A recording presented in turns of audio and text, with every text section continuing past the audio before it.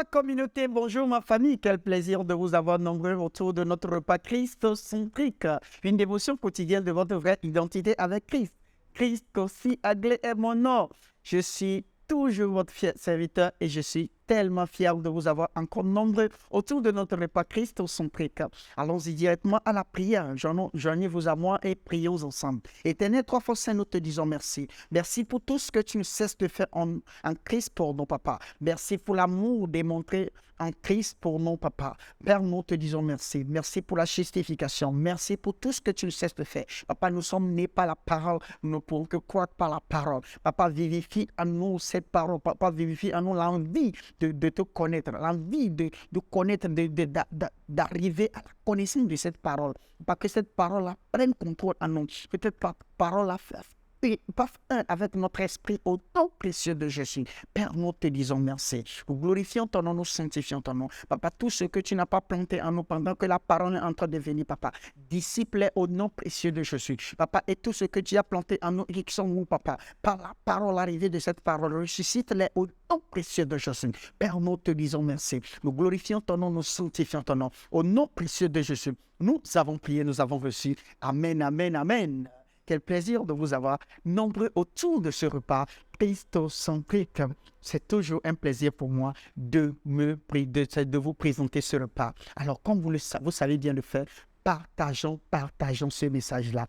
Partageons ce message-là autour de nous et faisons de sorte que les gens puissent être touchés par rapport à tout ce que nous faisons ici. Et faites-les abonner à nos pages et faites-les notifier la cloche de notification et pour qu'ils ne braquent aucun de nos messages. Alléluia. Alors aujourd'hui, nous allons encore entamer un autre thème. Comment ai-je été sauvé? Comment ai-je été sauvé? L'une des choses qu'un croyant doit reconnaître et avoir une compréhension complète est la façon dont il a été sauvé. Alors, quand on vous pose généralement, je n'étais pas encore croyant, j'ai pour habitude de poser cette question aux croyants et aux pasteurs. Comment savez-vous que vous êtes sauvé? C'était bizarre parce que moi-même je ne comprenais pas puisque je n'étais pas sauvé. Et donc quand vous leur posez cette question, la plupart ne savent même pas comment vous expliquer cela. Et c'est très mauvais de savoir que si vous-même vous ne savez pas comment est-ce que vous avez été sauvé, comment saviez-vous que vous êtes sauvé? Non, et c'est aberrant et c'est vraiment dérangeant de voir quand vous posez cette question, les gens commencent par raconter des choses. Comment vous savez que vous êtes sauvé? Et je sais que je suis sauvé parce que j'ai été baptisé. Je sais que je suis sauvé parce que je vais à l'église. Je sais que je suis sauvé parce que ce que je faisais avant, je ne fais plus. Tout ça là ne détermine pas pourquoi vous êtes sauvé et comment vous avez été sauvé. Parce que nous avons vu que être sauvé, c'est quoi? Ce n'est pas par les œuvres. Ce n'est pas quelque chose de physique. C'est la foi en Christ. Et cette foi en Christ s'explique par l'évangile que nous avons reçu. Et donc, si vous n'arrivez pas à expliquer cela, c'est que vous-même, vous ne savez pas si vous êtes sauvé. Et donc, ça remet en doute le fait que vous dites que vous êtes sauvé. Et aujourd'hui, certains même peuvent vous dire, non, je parle en langue. Non, le parler en langue ne n'identifie pas que vous êtes sauvé.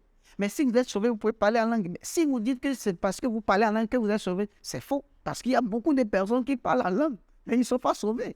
Alléluia. Donc, c'est très important ce thème-là, de pouvoir comprendre comment ai-je été sauvé. C'est très important. La connaissance de cela lui permet, c'est-à-dire la connaissance de cela lui permettrait d'apprécier ce que Christ a fait et de savoir quel était son rôle dans le salut. Ah, donc, la connaissance de ce que nous sommes en train de vouloir faire va permettre aux croyants de savoir le rôle qu'il a joué dans ce salut-là. Alléluia. Le croyant ne ferait pas de déclaration comme « j'ai donné ma vie à Christ ». C'est-à-dire, cette déclaration est la plus grande erreur de tous les temps dans le corps de Christ. Vous allez voir tout le monde pratiquement, plus de 99% des croyants vont dire « est-ce que tu as donné ta vie à Christ ?» Donne ta vie à Christ. Non, on ne donne pas sa vie. C'est-à-dire, celui qui n'est pas croyant, celui qui n'est pas en Christ, n'a pas de vie. Cette personne n'a pas de vie à donner à Christ. Et donc, quand tu dis à quelqu'un, donne ta vie à Christ, C'est comme vous demandez une faveur vis-à-vis de cette personne. Alors que c'est Christ qui lui fait cette faveur en lui donnant la vie. C'est Christ qui nous a donné la vie il y a 2023. Il y a 2000 ans de cela. Donc, cette vie-là est là. Si j'accepte ce qu'il a fait, je reçois la vie. Donc, si je sais au début que quoi, j'ai reçu une vie et que je n'ai rien donné, je saurai comment m'y comporter. Mais aujourd'hui, certains se voient comme c'est eux qui ont donné leur vie à Christ. Donc, ils peuvent reprendre leur vie quand ils veulent. Non, vous n'avez pas donné votre vie à Christ. Et là, quelque part, moi, je ne les blâme pas. Nous blâmons les gens qui font cette erreur de communication. Vous voyez un grand pasteur qui dit, il faut donner ta vie à Christ. On ne donne pas notre vie à Christ. Personne ne peut donner sa vie. Personne n'a de vie avant Christ. Personne n'a de vie avant Christ. C'est après Christ que nous avons reçu la vie. Alléluia. Se référant au salut. Donc, dire que donne ta vie à Christ, se référant au salut, c'est une erreur. Donc, voilà pourquoi quand vous voyez quelqu'un dire non, vous savez, j'ai donné ma vie à Christ il y a 10 ans, il y a 20 ans. Cette personne, je doute fort qu'il soit sauvé. Je doute fort que cette personne soit sauvée. Écoutez, Jean 3, verset 16. Car Dieu a tant aimé le monde qu'il a donné son Fils unique afin que quiconque croit en lui ne périsse point, mais qu'il ait la vie éternelle. Ça veut dire que cette personne n'avait pas de vie. Alléluia. Donc ça veut dire que quelqu'un qui dit, un pasteur même qui dit, donne ta vie à Jésus, ça veut dire que même Jean 3, verset 16, ce pasteur n'arrive pas à expliquer. C'est-à-dire qu'il ne comprend pas Jean 3, verset 16. C'est simple, c'est aussi simple comme ça. Là, c'est le français que nous parlons. Les gars, les amis, réfléchissons un peu. Comment est-ce que Dieu peut dire, afin que quiconque croit en lui ne périsse pas, mais ait la vie éternelle encore? Et on va vous dire maintenant de donner votre vie à Jésus. C'est une contradiction. On ne peut pas donner notre vie à Jésus parce qu'on n'avait pas de vie. Et je peux vous dire que ce débat a fait que certaines personnes aujourd'hui, on ne se parle pas à cause de cela. Et ça aussi, on dit la vie éternelle. Mais au même moment, on lit ce verset et un pasteur peut te dire, un grand pasteur avec des milliers de personnes dans sa congrégation peut te dire que tu peux perdre le salut. Mais ça veut dire qu'il n'arrive même pas à expliquer Jean 3, verset 16. C'est très, très dangereux d'écouter ces personnes-là. Alléluia. Jean 6, verset 47. En vérité, je vous le dis, celui qui croit en moi a la vie éternelle. Alléluia. C'est clair. On n'a pas besoin d'explication. Celui qui croit en moi a la vie comment? Éternelle. Éternel, c'est quoi? C'est éternel. Et comment est-ce que vous pouvez avoir quelque chose qui est éternel et vous pouvez en même temps perdre ce qui est éternel? C'est au grand jamais. D'ailleurs, même ce n'est pas pour vous. On vous l'a donné. Une vie éternelle vous a été donnée. Alléluia. Le croyant doit comprendre qu'au moment du salut, il ne peut pas être celui qui donne. Les paroles de Jésus dans les textes ci-dessus précisent clairement qui a fait le don. C'est Dieu. Il a donné son Fils pour nous. Alléluia. Le croyant n'aurait pas pu donner sa vie car les Écritures affirment que non sans l'Évangile est mort. Alléluia. Éphésiens 2, verset 2. Dans lesquels vous marchiez autrefois selon le prince de ce monde, selon le prince de la puissance de l'air, de l'esprit, qui agit maintenant dans le fils de la rébellion. Alléluia. Pensez que vous avez donné votre vie à Christ. Commence déjà l'expérience chrétienne sur un mauvais pied ou une mauvaise base. Parce que vous avez un faux sentiment d'accomplissement. Alors, vous qui m'écoutez en ce moment, si vous pensez que vous avez donné votre vie à Christ, vous avez donné votre vie à Jésus, ça veut dire que votre vie chrétienne, votre base chrétienne a commencé sur une fausse base. Alléluia. Et vous devez renouveler votre pensée. Vous n'avez jamais de vie sans Christ. Vous êtes venu en Christ, c'est en ce moment que vous avez reçu la vie. Alléluia. Cette vie que nous avons sans Christ, ce n'est pas une vie. Et vivre 100 ans, 200 ans sur cette terre, ce n'est pas une vie. Ce n'est pas une vie. Et je peux vous garantir qu'il y a même certains arbres même qui vivent mieux que nous. Ils ont des milliers de vies. Mais ça même, ce n'est pas une vie. La vraie vie, c'est quand vous êtes en Christ, c'est la vie éternelle. Alléluia. C'est Dieu qui a donné et vous êtes le receveur du début à la fin. Je répète, c'est Dieu qui a donné et vous êtes le receveur du début jusqu'à la fin. Comment avez-vous alors été sauvés? Jacques 2, verset 19. Tu crois qu'il y a un seul Dieu. Tu fais bien. Les démons le croient aussi et ils craignent. Donc le simple fait de croire qu'il y a un seul Dieu ne peut pas vous amener au salut. Non, les démons aussi savent qu'il y a un seul Dieu. Je peux vous dire que beaucoup de personnes savent. Tout le monde pratiquement ça. Aujourd'hui, on peut dire la majorité aujourd'hui dans ce monde savent. Ils savent qu'il y a un seul Dieu. Mais ça ne veut pas dire qu'ils sont sauvés. Il est essentiel de noter que le salut ne consiste pas à croire en un seul Dieu. Il n'y a rien de spectaculaire à croire qu'il y a un seul Dieu. Ou non, croire en Dieu n'est pas le salut. Le salut n'est pas croire en Dieu. Le salut, c'est croire en Jésus-Christ. Je répète, le salut n'est pas croire en Dieu, mais le salut, c'est quoi? Le salut, c'est croire en Jésus-Christ. Autrement dit, en ce que Christ a fait.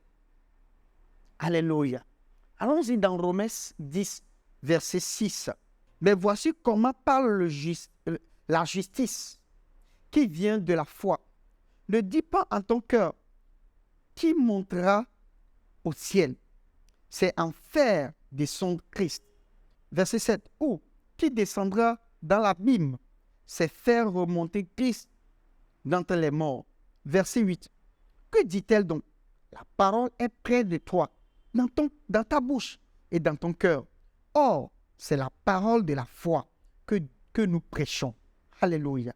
Verset 9.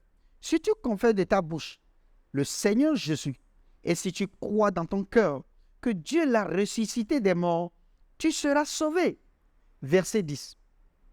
Car c'est en croyant du cœur qu'on parvient à la justice et c'est en confessant de la bouche qu'on parvient au salut, selon ce que dit l'Écriture. Alléluia. Verset 11. Quiconque croit en lui ne sera point confus. Alléluia. Verset 12. Pour finir, il n'y a aucune différence, en effet, entre le juif et le grec, puisqu'ils ont tous un même Seigneur qui est riche pour tous ceux qui l'invoquent. Paul l'énonce simplement comme croyant avec le cœur et confessant de la bouche le Seigneur Jésus, que Dieu l'a ressuscité des morts. Donc quand nous croyons à cela, quand nous croyons dans notre cœur et nous confessons de notre bouche que le Seigneur l'a ressuscité parmi les morts, nous sommes sauvés. Donc croire que oui, Dieu est unique, il y a un Dieu tout-puissant, ne vous amène pas au salut. Parce que même les démons savent et ils croient en cela et ils tremblent. Ça ne veut pas dire qu'ils sont sauvés. Alléluia. Le mot confession signifie dire quelque chose à deux endroits. Une répétition de quelque chose, c'est croire en son cœur et dire ce que l'on a cru en son cœur avec sa bouche. Alléluia. Luc le dit bien dans le livre des Actes. Acte 16, verset 30. Il les fit sortir et dit, Seigneur, que faut-il que je fasse pour être sauvé? Verset 31. Paul et Silas répondirent, crois au Seigneur Jésus et tu seras sauvé, toi et ta famille. Alléluia. Romains 1, verset 16. Car je n'ai point honte de l'évangile de Christ. De l'évangile, c'est une puissance de Dieu pour le salut de quiconque croit, du juif premièrement, puis du grec. Alléluia. Cette capacité de Dieu qui sauve n'est présente que dans l'évangile. Il n'est pas présent dans vos œuvres, pas présent même dans votre confession.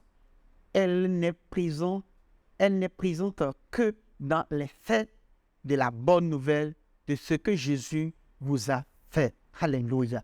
Donc, c'est croire à la bonne nouvelle. Quelle est la bonne nouvelle? Que le Christ est mort pour nos péchés selon les Écritures. Il a été enseveli et le troisième jour, il est ressuscité pour notre justification et pour notre glorification. Alléluia. Lorsqu'un homme croit alors à l'Évangile, il est un fils de Dieu. Marc 16, verset 15. Puis, il leur dit, allez par tout le monde et prêchez la bonne nouvelle à toute la création. Verset 16. Celui qui croira et qui sera baptisé sera sauvé, mais celui qui ne croira pas sera condamné. Dans la condamnation, ce n'est pas la fin du monde quelque part où Dieu va s'asseoir sur une grande chaise, Jésus va s'asseoir sur une chaise un peu plus moyenne que celui de Dieu et nous allons faire une queue et on va nous faire un jugement. Ce n'est pas ça. Le jour où on vous prêche l'évangile et que vous rejetez l'évangile, vous recevez votre jugement au même moment. Alléluia. Le jour où on vous prêche l'évangile et que vous recevez l'évangile, vous êtes sauvés. Et celui qui rejette l'évangile est condamné au même moment où on le prêche l'évangile. Alléluia.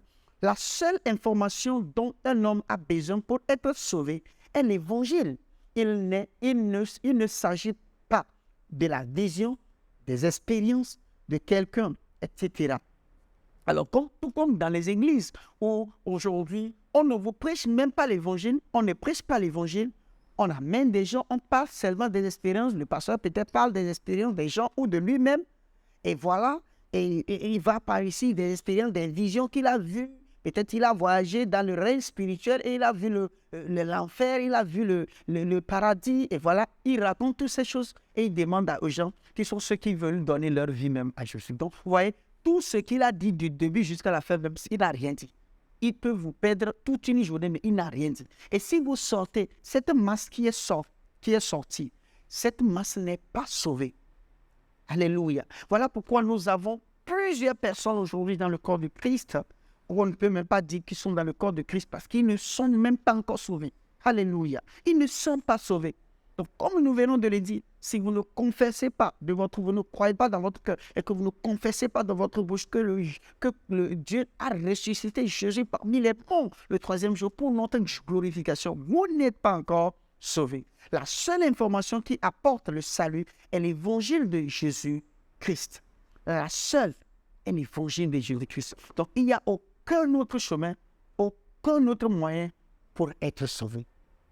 Et si aujourd'hui, c'est votre première fois, la seule chose qu'il faut croire, c'est de croire dans votre cœur que le Seigneur Jésus-Christ est mort pour nous le troisième jour. Il est mort pour nous selon les Écritures pour nos péchés. Il est ressuscité le troisième jour.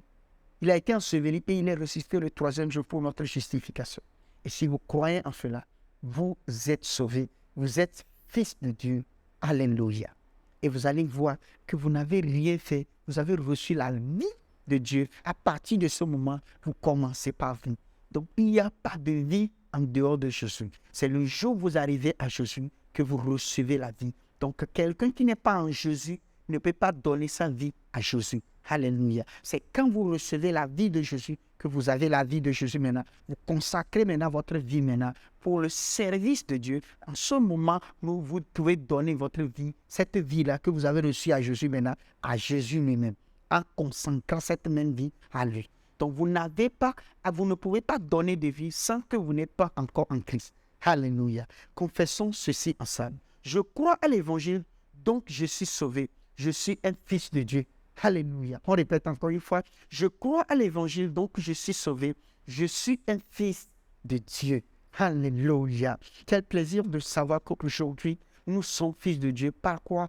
Parce que nous croyons à l'évangile de Dieu, qui est la bonne nouvelle, qui est la mort, l'ensevelissement et la résurrection de Christ pour nos péchés le troisième jour. Quel plaisir de partager ceci avec vous. Si vous connaissez quelqu'un qui vit encore avec cette confusion-là, faites-lui écouter ce message ou bien vous-même, vous pouvez l'engager dans ceci et lui faire comprendre par les versets, par tout ce que nous avons dit et sauver cette personne. Parce que beaucoup de personnes pensent être sauvées, pendant qu'ils ne sont pas sauvés. Voilà pourquoi la Bible dit, ce jour-là, les gens vont pleurer. Et les gens vont dire, non, nous avons fait ceci dans votre nom. Oui, ça ne veut pas dire que vous avez fait ces choses-là en son nom, que vous êtes sauvés. Donc, c'est très important. Alléluia. Mais la joie est de savoir que nous tous ici présents, nous sommes sauvés. Oh, quelle joie. Éternel des armées, nous te disons merci. Merci pour cette lumière que tu nous as encore donnée, papa. Que cette réalité résonne en nos papas. Résonne en nos papas. Fais de moi aussi, papa, fais de moi, papa, un instrument pour pouvoir sauver les gens dans cette ignorante. Papa, merci.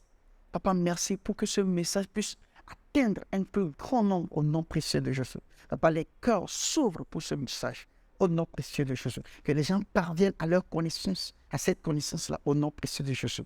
Père, nous te disons merci. Nous glorifions ton nom, nous sanctifions ton nom. Au nom précieux de Jésus, nous avons prié, nous avons reçu. Amen, amen, amen. Quel plaisir de vous avoir jusqu'à la fin de ce repas.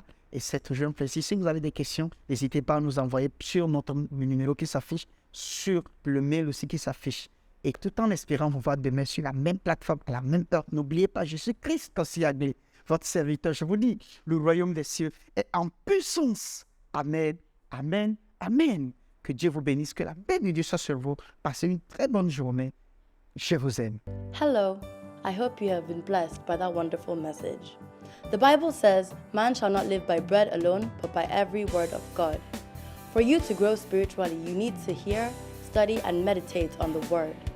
You need to not only hear, but to also read and see. And that is why you need the Christocentric meal. To order this life-changing book and other titles, DVDs, and CDs by Dr. Abel Damina, call the number or email the address on the screen.